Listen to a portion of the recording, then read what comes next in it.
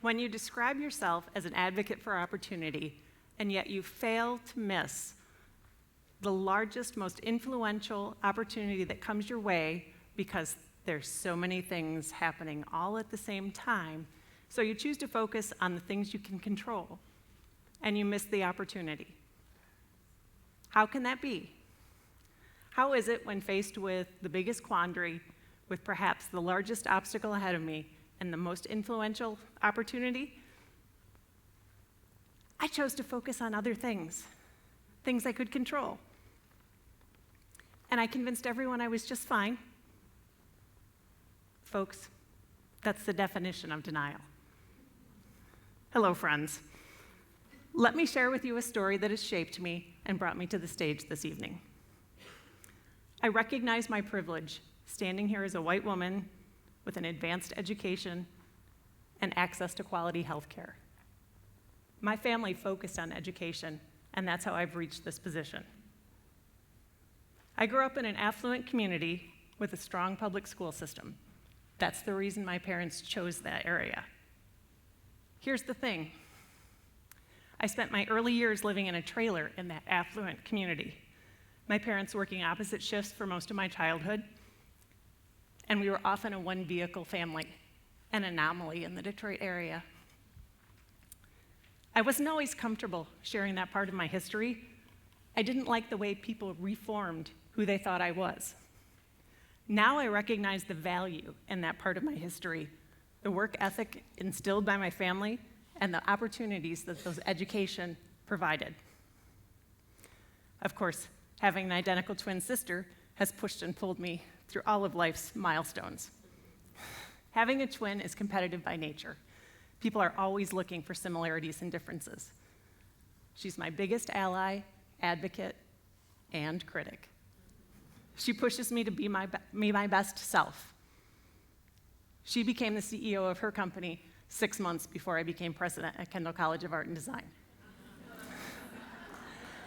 But I had the first grandbaby, so she had some catching up to do. I'm a designer. Designers are problem solvers, relationship builders, and connectors. All of those skills translate to leadership. I have spent my life raising my hand, speaking out, and leaning in. I wrote my first feminist work in middle school, something about Jane Fonda on her Honda.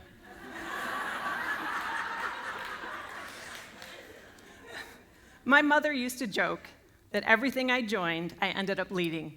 And folks, she's not wrong.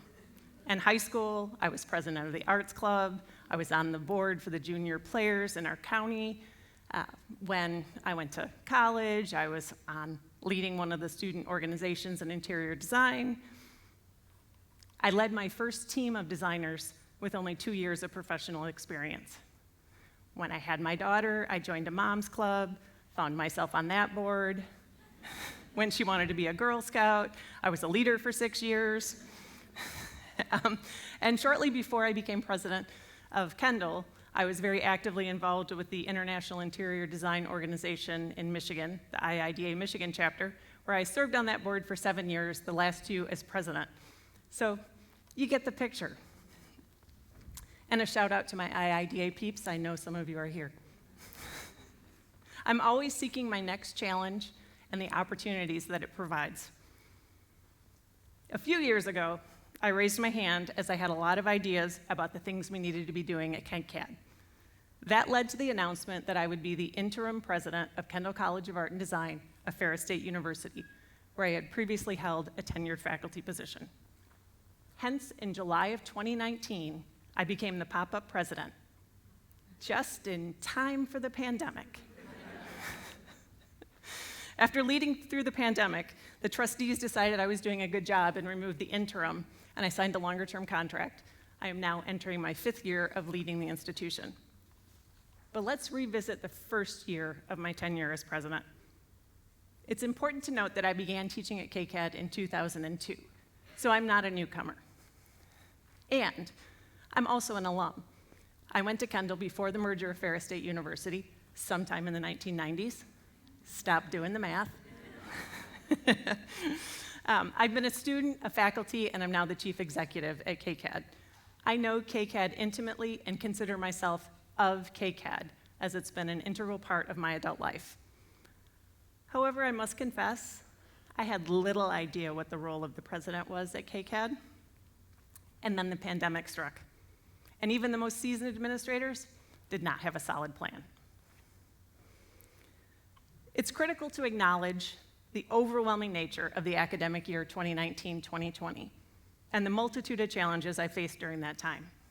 Declining enrollment, the changing landscape of higher education, the COVID-19 pandemic pivot in March of 2020. Remember, we were going to close for 2 weeks?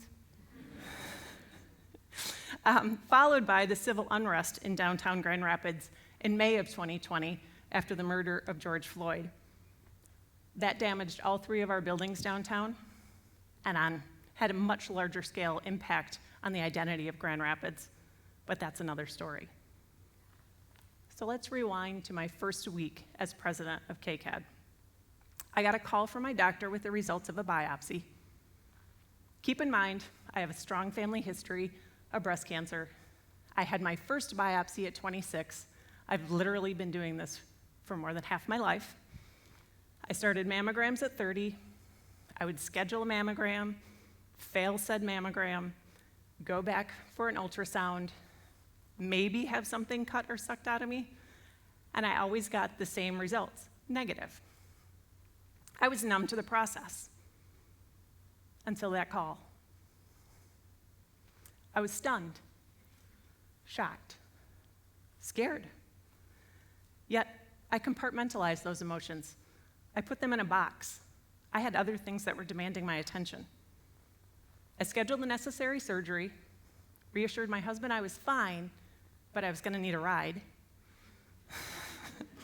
When a diagnosis contains the word carcinoma, yet you find yourself insisting that it's only early stage, so you don't really have cancer. Remarkably, my surgeon told me I had the good kind because it was early and treatable.